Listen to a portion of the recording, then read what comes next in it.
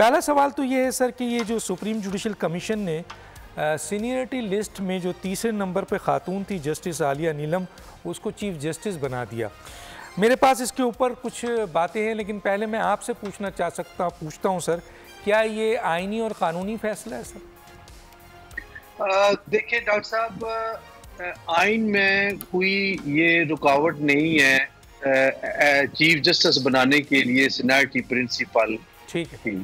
अलबत्ता high court से जो एलिवेशन होनी है सुप्रीम कोर्ट की तरफ, उसमें बहरहाल है कि सीनियरिटी प्रिंसिपल वो लागू होता है। और अल जहाद ट्रस्ट केस में ये फाइनल हो गया था कि किस तरीके से होना है, लेकिन उसमें हाई कोर्ट के चीफ जस्टिस के लिए नहीं है।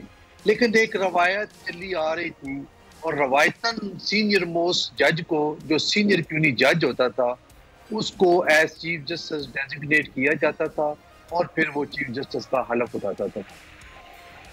अच्छा सर, मेरी तस्दीक कीजिएगा कि बिल्कुल आपने सही कहा कि कॉन्स्टिट्यूशन में कोई रिस्ट्रिक्शन नहीं है, लेकिन सर अल जहाद केस 1996 सुप्रीम कोर्ट 324, उसमें बाज़ाब्ता तौर पर हाई कोर्ट्स और सुप्रीम कोर्ट के चीफ जस्टिस के लिए ये कहा गया कि उसमें सीनियर मोस्ट जज को लगाया जाए, और उस सिलसिले में उन्होंने कई मेरिट्स और डीमेरिट्स को भी इस्टेब्लिश किया।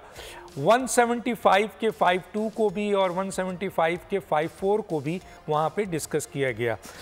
अब जबकि ये एक प्रिंसिपल लॉ बन गया था जिसमें ये तय था कि senior most chief justice high court लगेगा, तो सर मेरा सवाल ये है कि इसी बुनियाद पर 1998 का जो केस है वो मलिक अरशद वाला केस है, जिसमें PLD 1998 सुप्रीम कोर्ट 161, जिसके तहत सुप्रीम कोर्ट का जो चीफ जस्टिस सज्जाद अली शाह बने थे जूनियर जज, उनको हटा दिया गया था।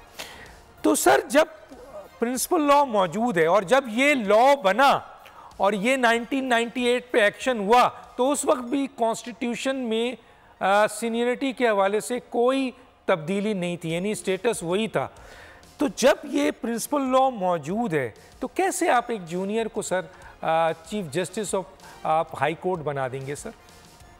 देखिए, बार काउंसिल्स और बार एसोसिएशंस की डिमांड यही रही है कि सीनियरिटी प्रिंसिपल पे अमल दरामद होना चाहिए और सीनियर मोस्ट जज को चीफ जस्टिस बनाना चाहिए। और आप देखें कि इससे पहले यही रवायत चली आ रही थी, लेकिन इस दफ़ा ये हुआ कि दो chief justice Sindh high court के और लाहौर हाई कोर्ट के वो एलिवेट हुए एज जज ऑफ द सुप्रीम कोर्ट। तो आप देखें कि सिंध हाई कोर्ट में इसी प्रिंसिपल को फॉलो करते हुए सीनियर मोस्ट जो जज थे शफी सदीकी साहब, उनको चीफ जस्टिस बना दिया गया।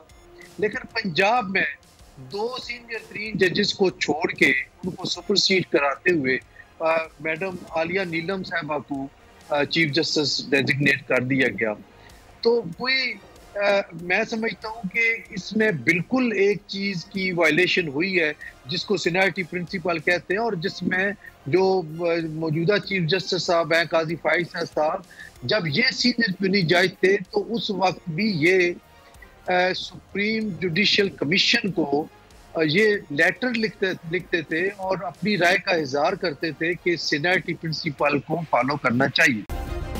सब्सक्राइब करें और बेल दबाएं ताकि कोई खबर रह न जाए।